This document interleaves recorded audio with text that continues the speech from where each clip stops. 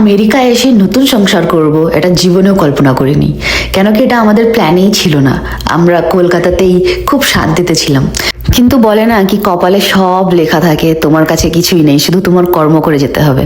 তো চিকলু নিজের কর্মই করছিল, হঠাৎ করে ওর একদিন ইমেল আসে কি ওর এখানে আসতে হবে, তারপর সব প্রসেস স্টার্ট হয়।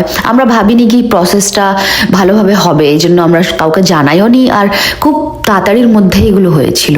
এমন অনেকে থাকে যাদের সব কিছু হয়ে যায় কিন্তু লাস্ট মোমেন্টে এমন হয় কি তারা বাতিলের খাতায় চলে যায়, আসতে পারে না আর আমেরিকা। তো যাই হোক, ভালো ভালো আমরা এসছি। এখানে এসছিলাম যখন ভেবেছিলাম দুটো থালা, দুটো কড়াই, একটা প্যান, এইগুলো নিয়েই সব কিছু আমাদের হয়ে যাবে। কিন্তু এখানে তো ইন্ডিয়ার মতন বাজার দোকান নেই কি নিচে নামলাম আর বললাম চায়ের টাপরিতে কাকু 2 কাপ চা দাও, কাকু একটা অমলেট করে দাও, এরকম কিচ্ছু নেই। তাই জন্য যা করতে হবে তোমাকে করতে হবে। তুমি যদি একদিন বাইরেও রেস্টুরেন্টে খাও তাহলে তোমার মিনিমাম 2000 থেকে 3000 টাকা শেষ হবে। তার চেয়ে ভালো আমরা বাড়িতেই সব করে নিই। এমনকি এই এয়ার ফ্রায়ারটা আমরা কিনলাম 5 থেকে 6 মাস পর।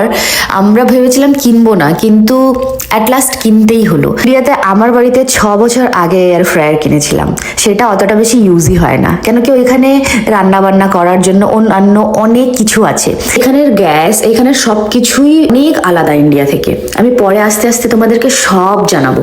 ভালো লাগলে ভিডিও একটা কমেন্ট আর ফলো বা সাবস্ক্রাইব করে দিও। টাটা।